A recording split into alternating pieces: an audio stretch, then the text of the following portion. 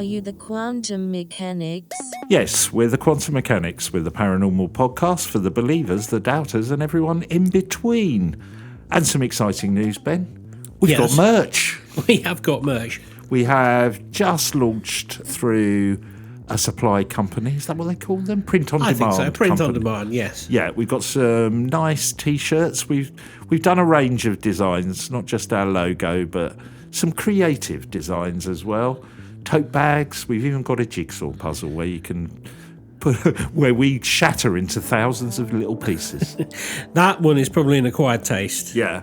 So if you want to go and check that out, we're not going to give the URL because it's a bit wordy, but we will put a link in the show notes if you want to go and have a look at the store designs and see if you want to buy a T-shirt. I think we picked them because they do deliver to most places in the world because we've got people listening all over the place. I think pretty much go and have a look, check it out. They're very tasteful and they're not too expensive. And we have sold a couple already, so more than a couple. Yes, and we don't know who we've sold them to because obviously it's managed by somebody else. So I was thinking if anyone has bought them, thank you very much for that. Hope you like them, and if you can, I don't know, send us a picture of you wearing them. We'll stick them on social media and give you a shout out. Yeah, or tag us if you post a picture of yourself. Oh, tagging! You're so in touch with the youth It's almost like today. 2001 is still happening. Yeah, so that's very exciting. So it is really good, really good. So we haven't got a T-shirt for the thing that I'm going to talk about today because we've never mentioned it, and the reason we've never mentioned it is because, for very good reason, it seemed like there was nothing to it as a paranormal phenomena. Right. And then a new book came out, and also I was going to say a new website. It's really this, the author, he's put together a lot of evidence for these particular things, and also a YouTube channel. And so I looked into it, and there might be more to it than first meets the eye. Okay. I am talking about flying rods, skyfish. Right. I think everybody thinks they know what it is, and I think I know what it is as well, or I thought I did. If you don't know, these things emerged probably into the consciousness in about the 1990s. They're also called skyfish. You might know them as air rods. They are elongated cylindrical objects captured in photographs and video. They are usually between 10 and 100 centimetres long, although some giant ones have apparently been captured. And they have this segmented or wavy appearance. It appears to be a rod with sort of a fin that goes all the way down each side of it, almost like how a cuttlefish moves through the water, or a plaice, that sort of action on there. We have talked about this once before. I think we had, from my memory, it was something like a power plant or something that had captured some of this on CCTV. Yeah. But it was examined and it looked like, I don't know, it was like a moth or a dragonfly or something that had been captured in the light. But exactly. So this takes it a bit deeper than that by the sounds of it. Yeah, it does. But I'll just set the scene so we know where we're coming from. So this was a phenomenon that was popularised. You probably remember Jose Escamilla, Escamilla, sorry. Yeah. 1994, whilst he was filming UFOs in Roswell, he noticed these rod-like objects appearing in his footage, and he put together this, I guess, compilation of them called Rods, Mysterious Objects Amongst Us. In fact, I worked at a TV channel. We played the TV show version of this in the very early 2000s. And it was one of those things that did very well. Nobody had got a better explanation for it than these were possibly alien, possibly undiscovered aerial life forms. However, as you say, a bit of investigation points out that these things could be, or are likely to be, moths, flies, beetles, recorded at slower shutter speeds and frame rates. The rapid wing beats so some of these animals have a wing beat up to 1,000 per second. They create this blurred rod-like streak with the wings giving this up and down wing-like motion. And so when you have a high frame rate camera, this resolves the image into a clear insect picture. Yeah. That is what it always was.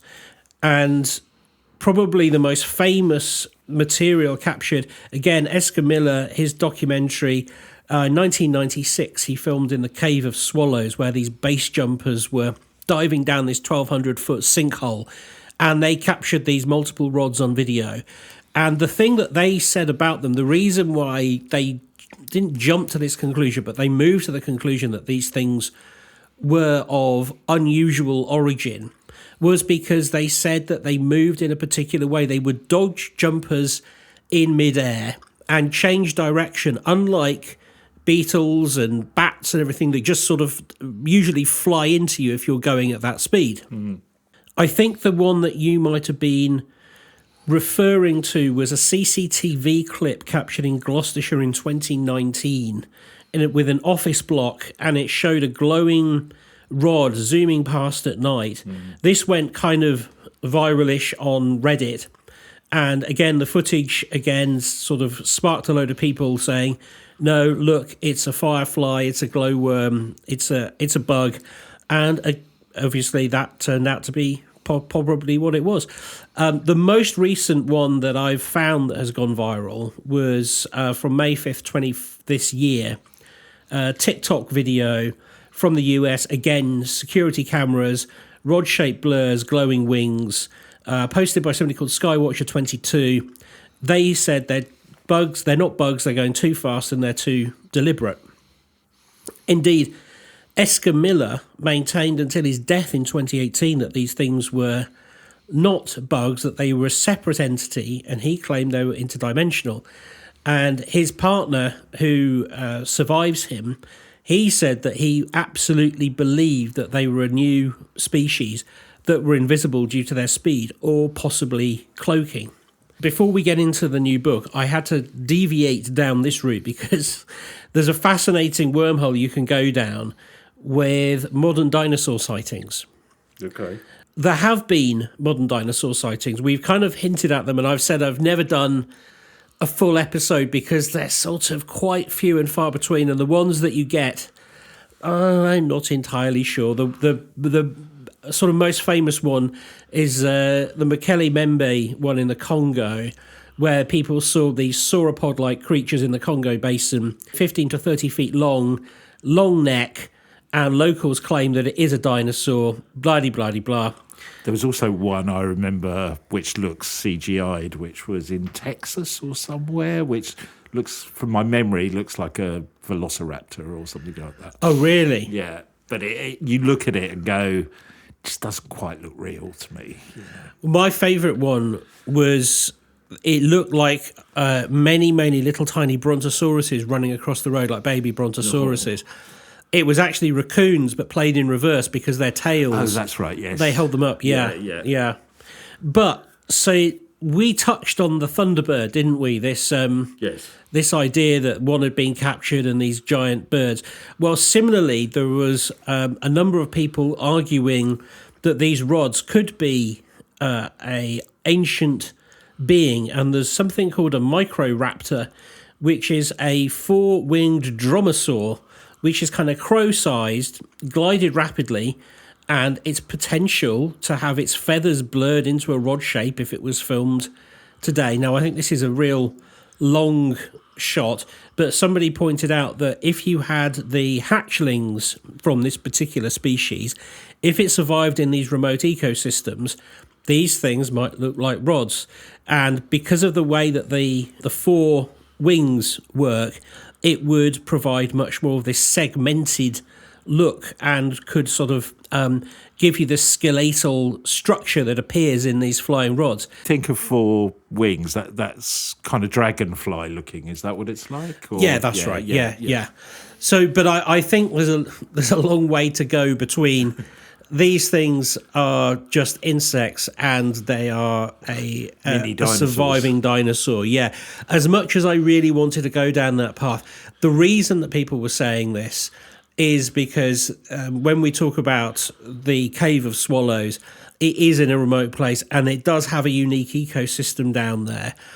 But I don't think anybody really is seriously suggesting, even including Esker Miller, is suggesting that there's a surviving Jurassic or other previous period beast living down there. I've got to get this out of my head because I just keep thinking, when you said Microraptor, I just got this vision of a little two-seater sporty pickup truck. A Microraptor.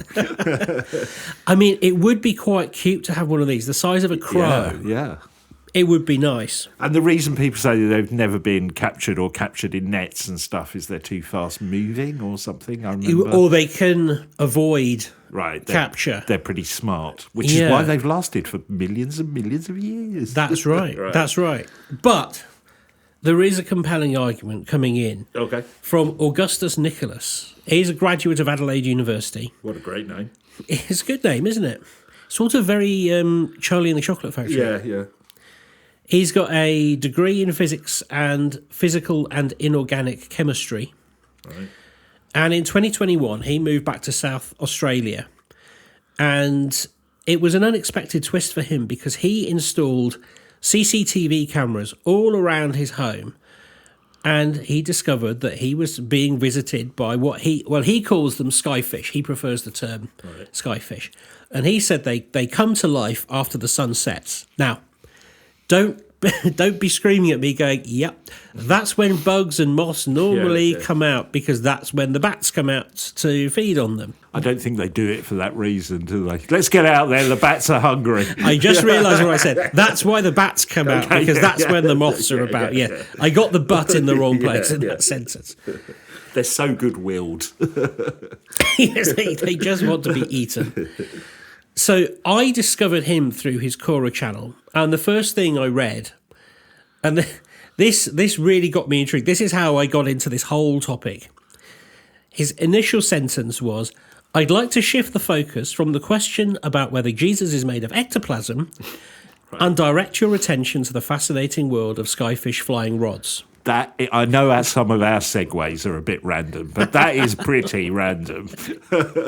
So coming up, I am going to investigate at some point why he thinks Jesus was made of ectoplasm. Yeah. But I'm doing a disservice to him, really, because he isn't as mental as he sounds. He says the reason for this shift is the wealth of unexplored aspects to our reality, especially based on my experiences with this CCTV night vision camera around my home. While I can't provide proof about Jesus, I can provide my first-hand encounters with phenomena that challenge our current understanding of physics. Right. This is true. He has a YouTube channel. We will put the link in the notes. But to introduce it, I'm going to go into much more detail from his book. But he says, the skyfish flying rods appear as bright white entities, and they seem potentially interdimensional as they effortlessly fly through solid metal fences and walls. Right, okay. Their mysterious behaviour includes disappearing in mid-flight. I've observed them live on my mobile connected to the cameras where they are invisible to the naked eye, but visible on night vision cameras. These entities react to loud sounds, avoid collisions with me, and interestingly, orbs often appear before the skyfish, suggesting a unique sequence of events. Additionally, shining a laser in front of them clearly startles them, adding to the intrigue of this phenomena. This book is called The Interdimensional Phenomena. It's easier to read than it is to say. Yeah. So the difference with this is, and he starts out by explaining this in very graphic, long-winded, maths-filled way. Right, one of those. Yeah, that his infrared security cameras are picking up something that is unique, and his infrared security cameras don't work on the same basis as a normal camera that has been, like a CCTV camera.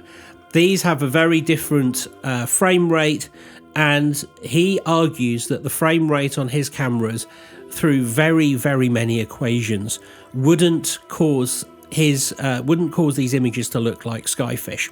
Right. But how they behave is, I think, more interesting.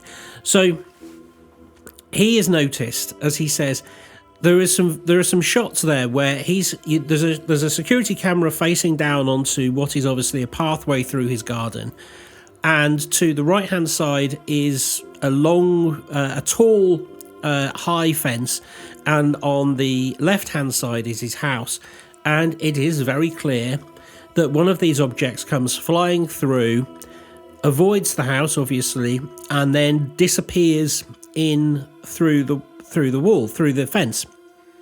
Now, I immediately thought, but isn't that just how it would look if a beetle or a moth were landing on the fence? Or I was thinking even a little gap or a hole in the fence. Well, there are no holes in this fence. Okay. There are definitely no holes in this fence. But that would be true if there was something that was then landed on there. But there isn't. So he's already thought of this argument and said that isn't the case. Which is, I guess, where his interdimensional comes in, does it? We'll talk about the interdimensional in a minute. Yeah, but he set about measuring these things. So he took this strategic approach, he said. He positioned distinct markers on the lawn, aligning them precisely with the ends of the rods as they appear within a specific still frame. And he also said he's additionally placed a tape measure directly in front of the camera, precisely where the rod was situated during its close approach. Mm-hmm. So he has measured how long he thinks these things are. Which is good, because, whatever you think about it so far, at least he's trying to have some scientific basis for what he's He is seeing. Approaching this in a scientific way, yes. This whole book is full of his approach, including a good explanation of why the dual-slit experiment is applicable here. Okay. But he comes up with this measurement of 20 to 23 centimetres, and the rod's width is the exact same width as his tape measure, so is just less than an inch. Okay. So these are not big animals. So 20 or so what? What's that? An inch and a half? Couple of inches? 20 to 23 centimetres, 8 to 9 inches. Okay, so all right, okay. Well, they are quite big still. They're big, but I mean they're sort of they're not terrifying. Yeah, they're sort of they're not prehistoric size. No. I mean, it is worth saying that Esker Miller argued that some of the rods that you saw on footage were a mile long. Really? He also argued, by the way, that the Miracle of Fatima, where it is reported that there were, the sun danced, and there were reports of.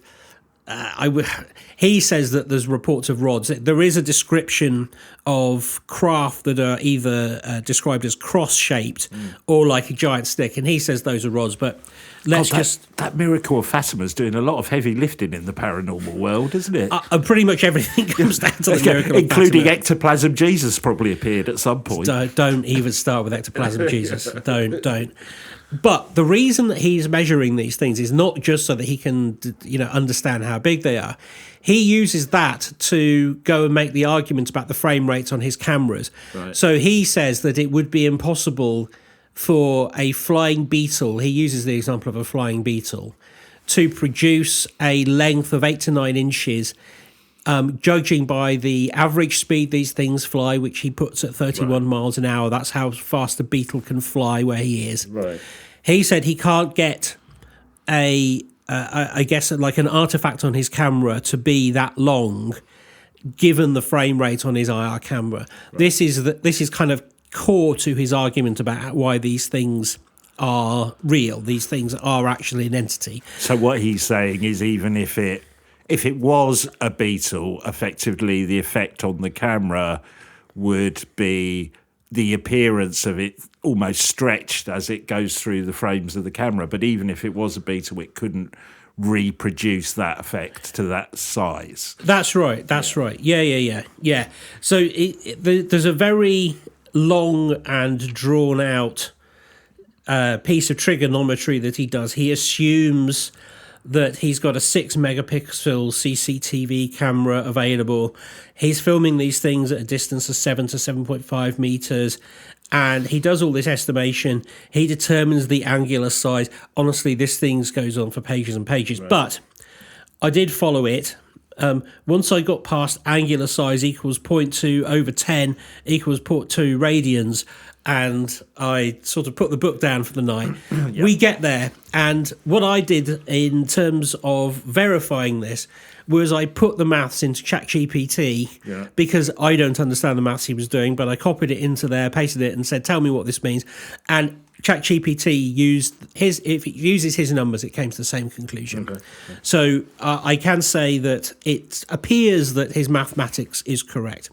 But the thing that really strikes him is the fact how he's observed these things change direction. So in one of the videos, or a number of the videos, but there's a particular one, you know how when you have a laser pointer and you waggle it around in front of a cat and the cat chases it? These things do the opposite. So he is outside and he can't obviously see these things, but his infrared is filming him. But he's playing around with this laser pointer. And wherever he points the laser pointer, these things make a very early course correction. So it's not like a fly that is about to land somewhere and then this sharp light flies across where it's going to land and scares it away.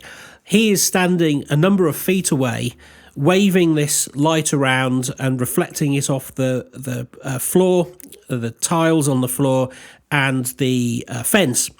These things make a concerted effort to avoid that and fly up or under and completely around. But if he isn't present, they take a completely different route. Now, again, I know you're going to say, well, that's just because of, the man standing there. There's a flapping big his arms around. Flapping around, yeah. But he makes the point where if he removes himself from there and just leaves the laser pointer there, they still change direction way in advance of going anywhere near the laser light, much unlike other insects will just fly around it, and indeed moths will fly towards it. So I do understand his point there. He is making, he's doing his best to try and take away the assumption that these things are just winged insects. Is he suggesting in some ways they're almost anticipating where the laser's going rather than reacting to it? Yeah. There is an anticipation there. That is exactly what he's saying. He's saying that there is there's a consciousness around them. Yeah, that's a good way of putting it. He's saying it's consciousness rather than instinct. Yeah. So in this big, thick book, there's one chapter dedicated to the dual-slit experiment and why this has informed his opinion of what these things are. I've got this feeling now he just wrote this book for you and just belt and braces. He thought, if I'm going to get Ben in, I better do a chapter on the dual-slit experiment. He hasn't got a chapter on the Sasquatch as well and small gnomes, has he? That would be... Actually, fairies do come up. See, they do come. he's written this for you, Ben. Maybe this is just a simulated reality where this is just all the keywords from my own consciousness. Yeah. Just as I'm not going to go through the dual-slit experiment, but the long and short of it is, the way you set the experiment up is you have a barrier, a piece of metal, a piece of card, whatever it is, with two slits in it, a piece of usually, in classical terms, a piece of photographic paper behind it, and then you use a laser to fire a single photon at the slits, and the behaviour of the photons changes whether the experiment is being observed or not. Mm-hmm. So he says, consider the act of observing a particle's trajectory in the double-slit experiment. In the classical view, this observation collapses the particle's wave function, determining its path through the slits. However, within his thinking, he says within our framework, he's just laid out his thinking, but he says the observer isn't merely collapsing wave functions in 3 dimensions. They are forging a bridge between dimensions. Now, I will spare you the mental gymnastics I had to go through to understand what he's talking about in this chapter, but what he's actually saying is, rather than changing, when you observe this dual-slit experiment, rather than changing the way that light particle is behaving as you observe it, you are impacting on multiple dimensions, and you're actually bringing through a third dimension's particle. because of your act of observation has not only collapsed the wave function, it has influenced reality and broken down the barrier between our reality and the reality where the light is behaving like a wave or a particle, depending on whether you're observing or not observing. It's basically the observer principle. This only happens because the human consciousness is observing this, and it is causing an interdimensional. It's not a rift. It's just an interdimensional transition. It must. I'm not sure I followed all of that, but wouldn't that, by implication, mean, because unless there's something unique about the dual-slit experiment, surely those rifts or whatever they are being created all the time. So it's a natural process in that sense. Yes, exactly right.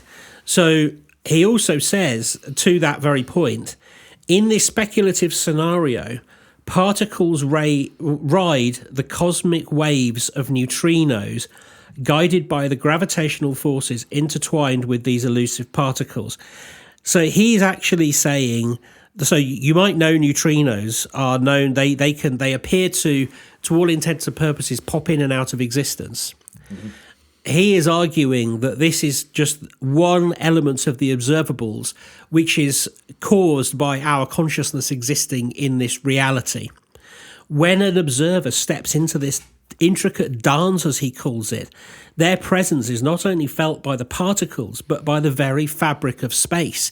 You aren't just observing in that closed laboratory confined environment when you're looking at the dual-slit experiment. Your observation is making a profound difference to everything, all the particles that are interacting in that environment, not just in that dimension, but in multiple dimensions. Mm-hmm. And it is in this way that when we observe his back garden, like, it sounds so trite, but when he observes his back garden, it's him that is causing these skyfish to exist, not because he's willing them in like a tulpa, because he is changing the way that reality is working in his back garden.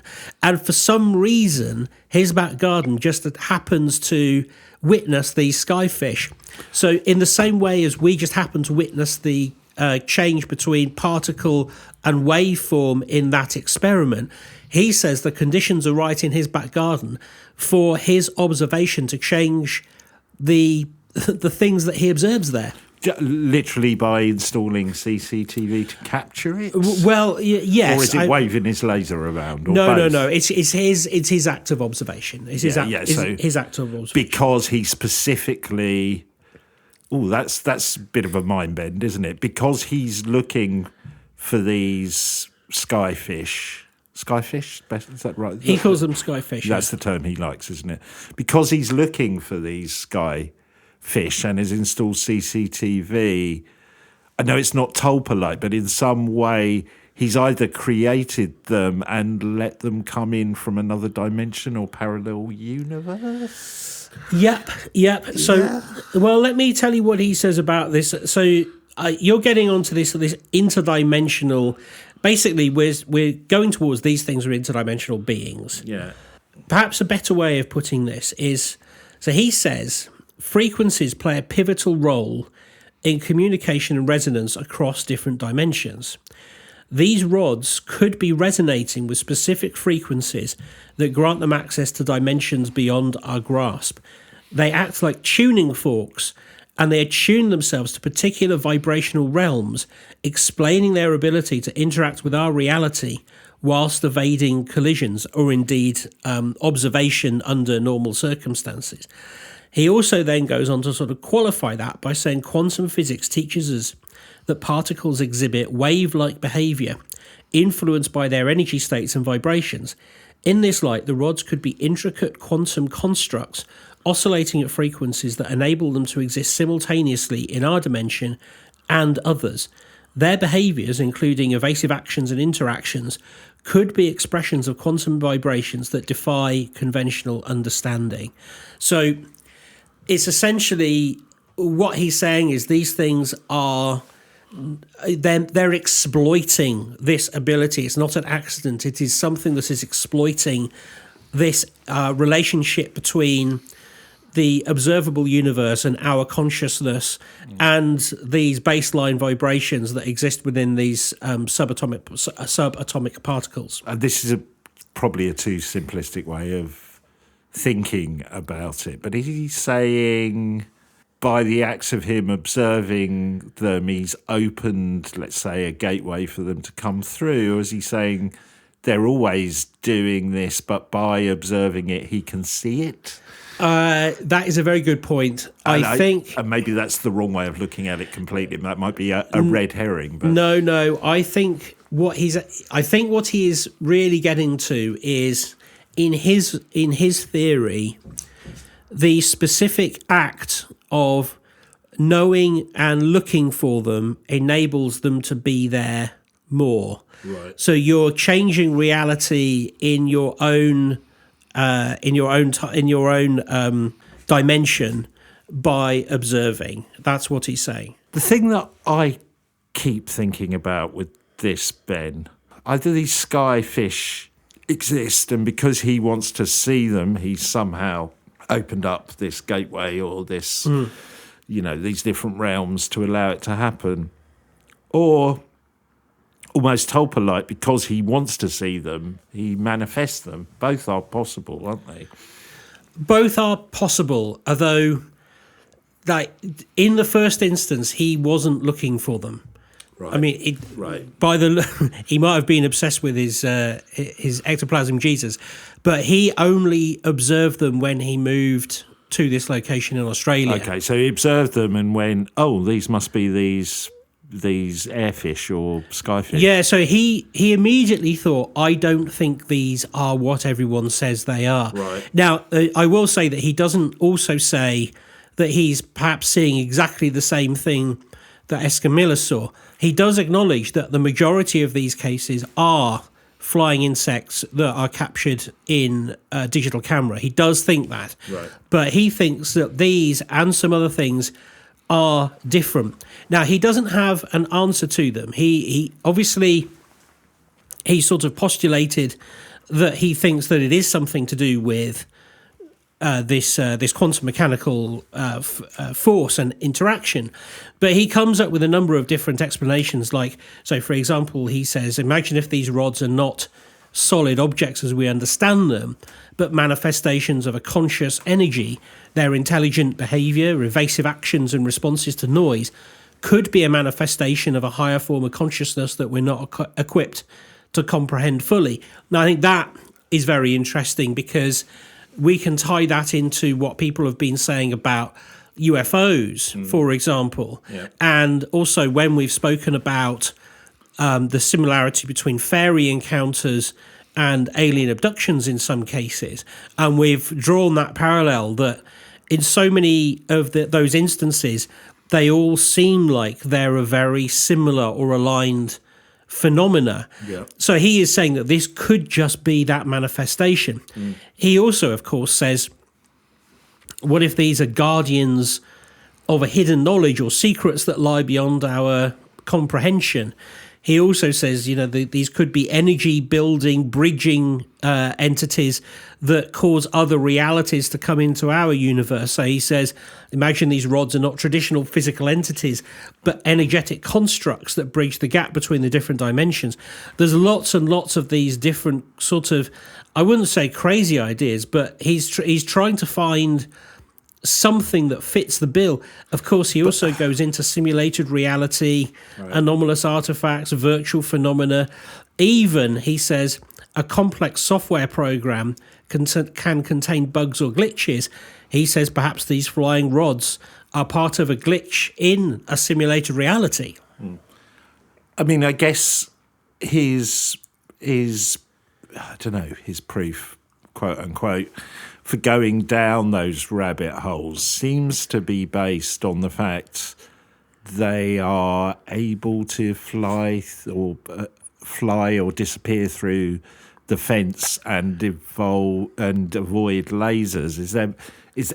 I guess that they exist anyway, but You know what I mean? It's those two bits of Well- evidence doing quite a lot of heavy lifting in terms of his theory. Well, are also they not? his mathematical proof that his camera can only be picking up a solid object that is yeah. 20 to 23 centimeters in length. But there It are can't- lots of different explanations of why he might pick that up. It doesn't mean that he's tapping into parallel universes or different realms. Does it? No, but he is with his proof of his camera. He is seeing something that is an object that looks the way it looks. Yeah. He's not seeing something that is a misinterpretation of something else. So he's trying to find a reason why you can't catch them in nets. You never find them dead, right. and he can't observe them with the naked eye. That's what he's trying to. And that's what I'm trying to find. I'm pulling at, because otherwise you could go, unlikely as it may be, it's just a lost species that we're not aware of or haven't seen for, you know what I mean? Yeah. It's those other elements that I'm picking at to say, okay, 100 this is why he's going for simulated reality and parallel universes and different realms and dimensions, right? Yeah, Okay. yeah. And I was trying to find somebody that might support him, because otherwise we're in a Ringmakers of Saturn scenario where you kind of walk away shaking your head. You know, that time when you meet someone in the pub and they tell you that they've been speaking to a tree called Dave, and you're sort of like, maybe not. Let's not go to that pub again. I wouldn't talk to Dave. He's a bit of a sap. Oh, that's very good, actually. Just leave him there. Yeah. I found this paper, which was linked to in one of his references. So his book, I will say, is very, very well referenced. It's got an incredible glossary. Yeah. And this comes up. It's called the Ultra-Terrestrial Hypothesis, a case for scientific openness to an interdimensional explanation for unidentified anomalous phenomena. And this is written by Tim Lomas of Harvard University, published in 2023. And in the exec summary, he says, beyond aliens, the ultra-terrestrial twist, this hypothesis, which is a broad category of conjecture, that includes the interdimensional hypothesis, namely the high speculative notion that UAP may involve activities of beings from other dimensions that coexist alongside our own. So this is exactly what Augustus is saying in his book. Yeah. He says this is hence the term ultra-terrestrial. Such beings may already be present in Earth's environment in some sense, not just in ways that we can conventionally understand. One should note that these two hypotheses are not identical, but rather constitute an overlapping Venn diagram. On one hand, an entity could be interdimensional without being ultra-terrestrial, instead perhaps materializing from this other dimension somewhere in the universe other than Earth. Conversely, an entity could be ultra-terrestrial without being interdimensional. So I hadn't fully understood the difference between the two, and I thought it was useful to give that categorization, because what Augustus is saying about the rods is that he believes that they probably are interdimensional, and he has a question mark about the ultra-terrestrial. Which would tie into that idea that we touched on a little bit earlier. He's interested in seeing the rods or the skyfish. Yeah. So he sees them. You know, people who are interested in UAPs being interdimensional, they see those. You know what I mean? Or a simpler explanation is these things, it's a multifaceted dimensional universe, and there's lots of stuff all over the place. It's sometimes they come into sight or not. Yeah. So this article goes on, and what caught my eye was there's a reference to these small spherical orbs that perform impossible manoeuvres and strange speeds without visible propulsion. We've been seeing that all over. We spoke about the boogosphere the other day, and it describes this unsettling ambiguity of non-human intelligence. So why the UAP Disclosure Act uses the term non-human intelligence rather than extraterrestrial. He points out this subtle linguistic choice opens the door to the idea that these intelligences might already be present in Earth's environment, hidden or interdimensional, rather than travelling vast cosmic distances. Yeah. Which would make sense with the a good explanation of the Fermi paradox as well, wouldn't it? Yeah, it would. It would. Because they're not travelling from, different galaxies. They're already here. Yeah. And I think something that does support the non-Gigalat conclusion around what Augustus is saying about Skyfish is this quote from Barack Obama, where he says, "There's footage and records of objects in the skies that we don't know exactly what they are. We can't explain how they move, their trajectory. They did not have an easily explainable pattern." And then the author of this book says, how do you apply this to the ultra-terrestrial hypothesis? He says, well, indeed, despite the efforts over the past few years to investigate such phenomena, such as through the UAP task force, some of the activities are still perplexing authorities. Speaking about the issue in early August 2023, General Mark Milley, the chairman of Joint Chiefs of Staff and the principal military advisor to the president, said the military can explain a lot of it, but there is some stuff that's really kind of weird and unexplainable. That's a direct quote. That is almost exactly what Augustus is saying about his back garden. And I think, reading this article really changed my view on Skyfish. I approached this book, when I ordered it, I thought, brilliant, ectoplasm Jesus, this guy's going to have some just crazy ideas, and of course it's just going to be misidentified flying creatures.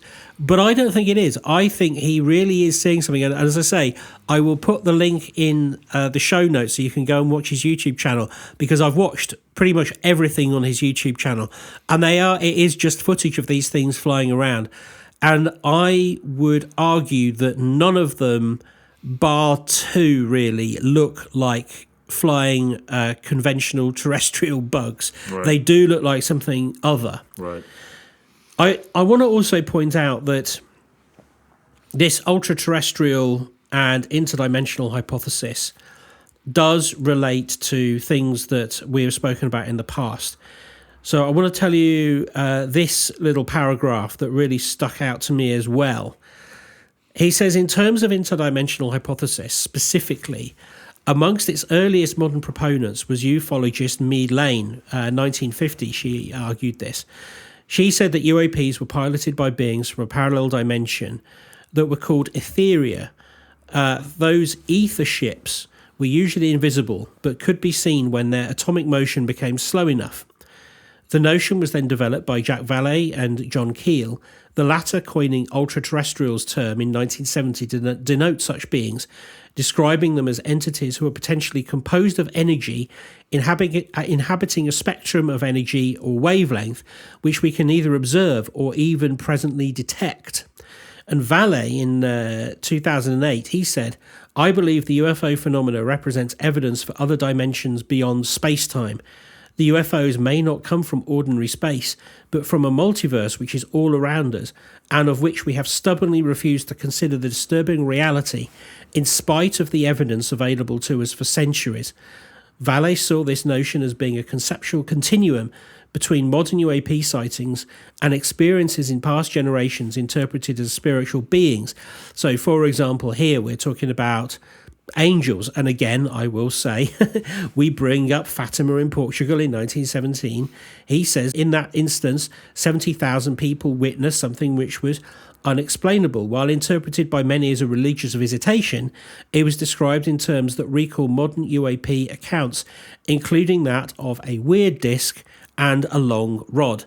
So it all kind of folds back together, and as you did say, Fatima is kind of... all roads lead to Fatima. Yeah, there's a gravitational pull around Fatima here. But it does make sense, because if you argue why are UAPs coming from outer space, observing us, doing something peculiar to us, harvesting us, taking sperm samples, whatever... what is going on there? Why are they consistently doing that for years and years and years and presenting themselves in different ways? Whereas at the same time, we have these little kind of, they're almost not worth talking about things. So you will find people down the pub now talking about Grush and disclosure, but you won't find people talking seriously about Skyfish. And this is an argument that Augustus makes. He says it's already been dismissed by science. It's got one massive proponent, Escamilla, who has now died. His tapes have been sort of vilified. They've been, in inverted commas, proven that they're not correct. And yet he is finding more and more evidence in his own back garden with consumer-grade electronics that there is something peculiar going on. And he relates that to this larger picture of like this potential that there is something interdimensional here rather than just interplanetary. And nobody wants to talk about that because nobody really understands the physics. And that's that's pretty much the rest of his book, is trying to explain why the physics of quantum mechanics do allow for these beings. Like I mentioned earlier, neutrinos. As far as we know, we don't know where neutrinos go when they're not here.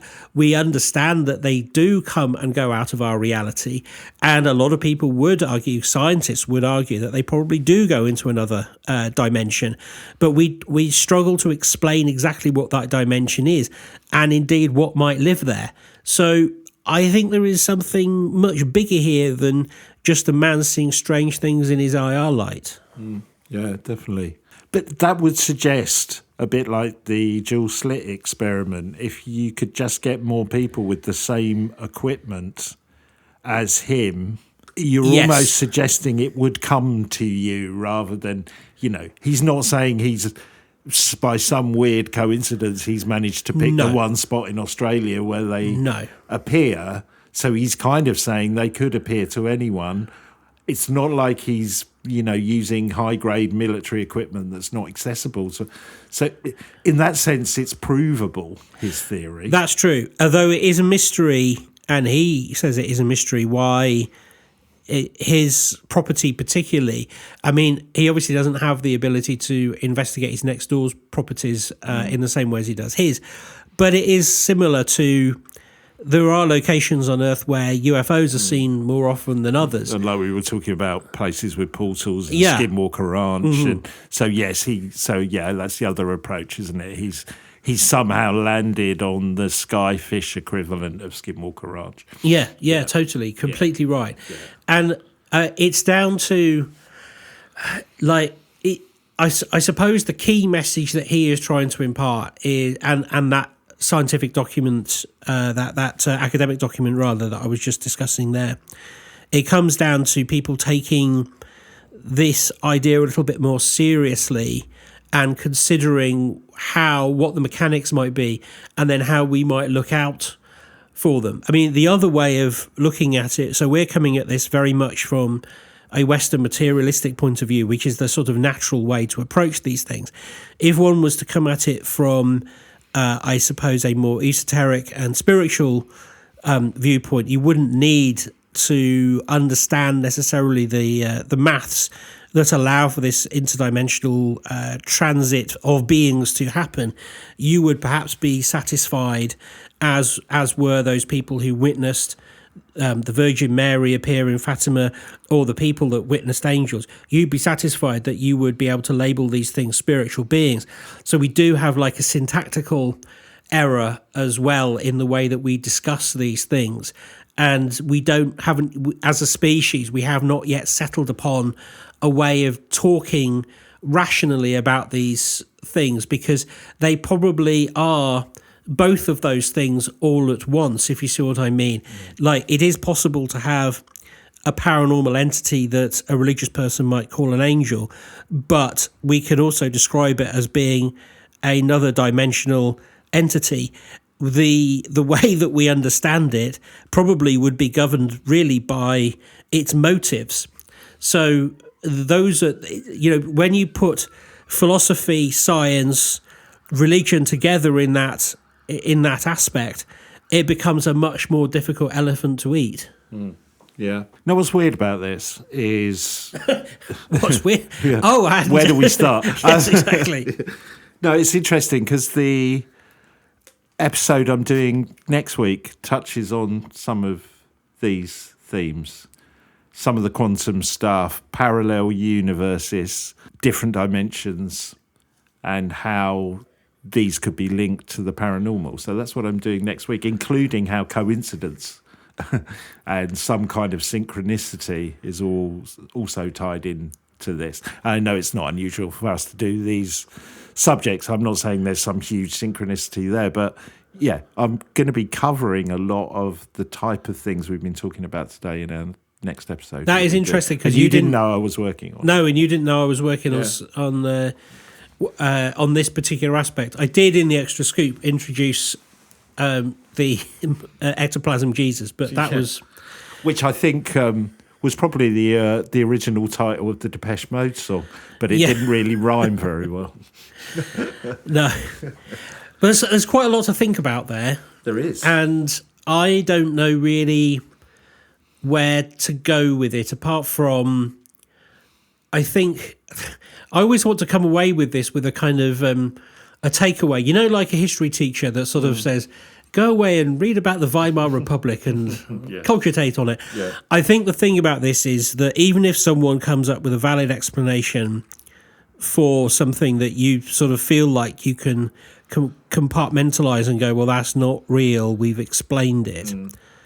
I think you still have to keep an open mind, because it might be that one aspect of it just did misreport on one day, and I think there's more to it. I think that's key to it, because that's the bit that's bothering me a little bit. That kind of concept of fruit of the poison tree, where my interaction with this phenomena of skyfish or rods was, hey, I've captured these things, and then it's come out, no, you haven't, it's just the technology you were using.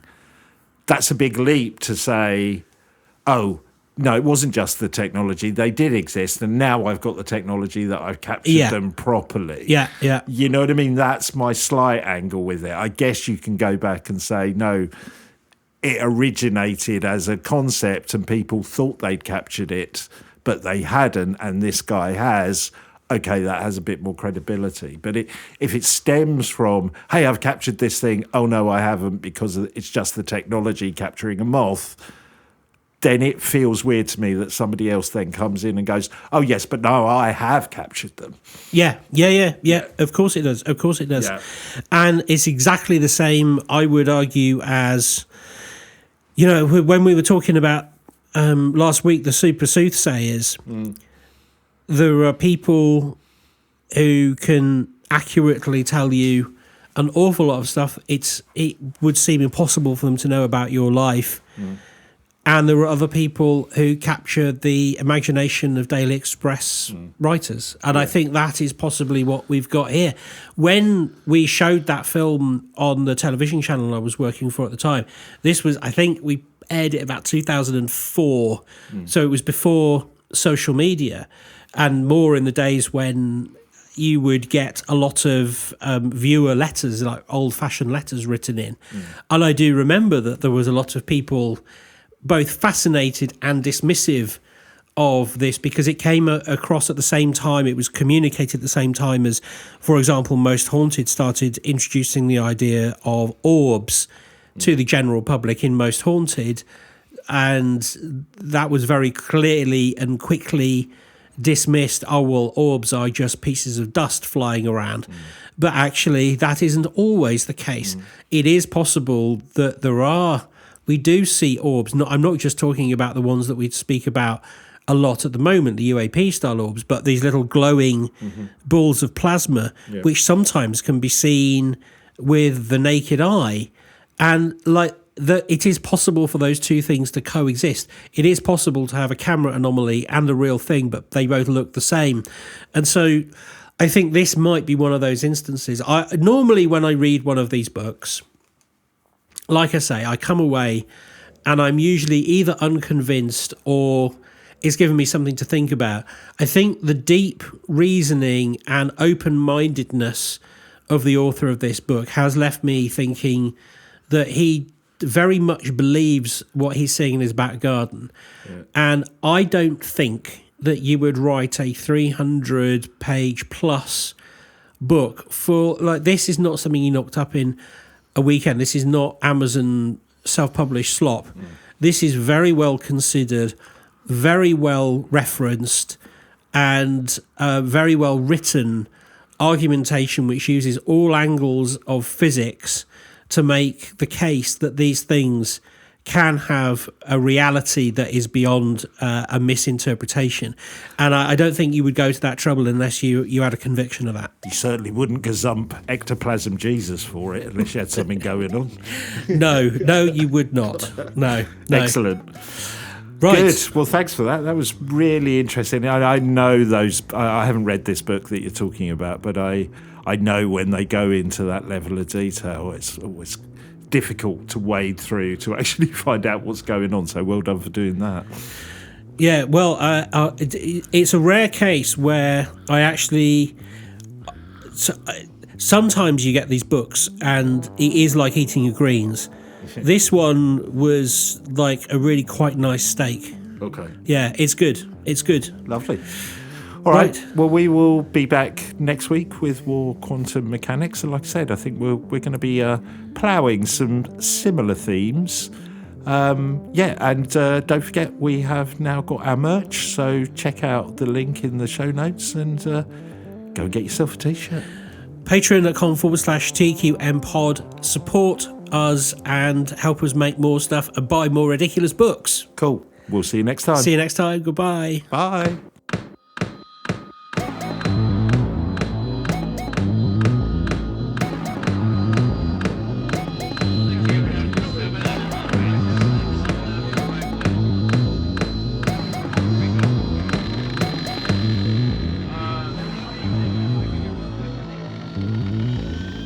Are you the quantum mechanics?